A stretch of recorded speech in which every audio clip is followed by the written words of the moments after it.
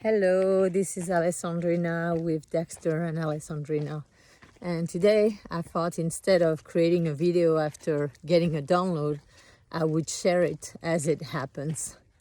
So I was meditating on what life would be like if there was no fear. And I wanted to explore this topic with you because oftentimes we're connected to what we want. And then separately from that, we experience our fears.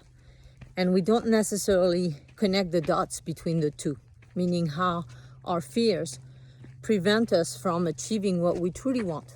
So if you ask yourself the question, what would life be like? What would I experience if I had no fear? It gives you the capacity to essentially connect the dots to the fact that anything that you want in your life that is not happening is a function of fear being there.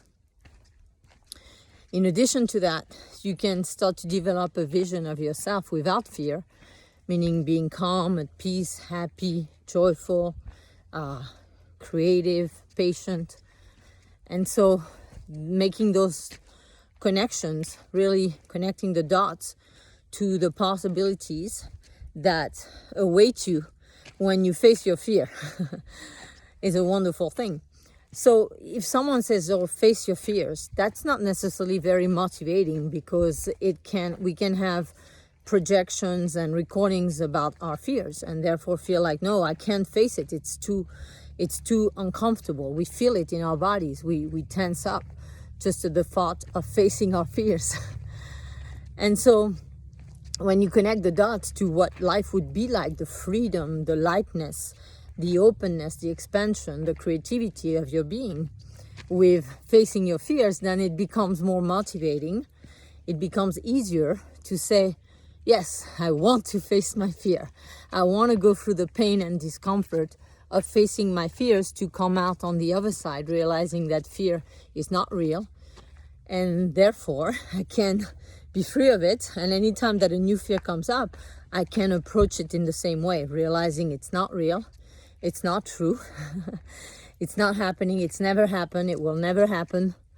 And therefore, it becomes possible through this process of facing the fear and facing the emotion and the intensity of whatever feeling arises, sensations. And as we do, we are transcending fear. We are transmuting the energy by being present to it, by being with it, in it. It transmutes. It releases. It's recognized as not real, not true.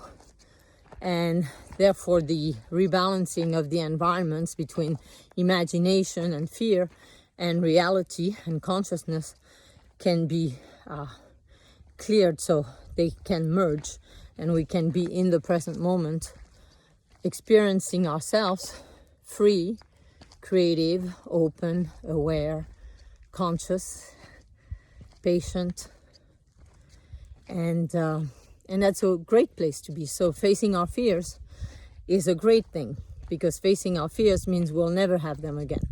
And all that energy will be liberated and accessible to other parts of our being that have much more fulfilling and deep experiences of life, which is not the case when we're in fear. It really limits the experience of life, if anything, because we're in our root chakra and everything is dualistic there.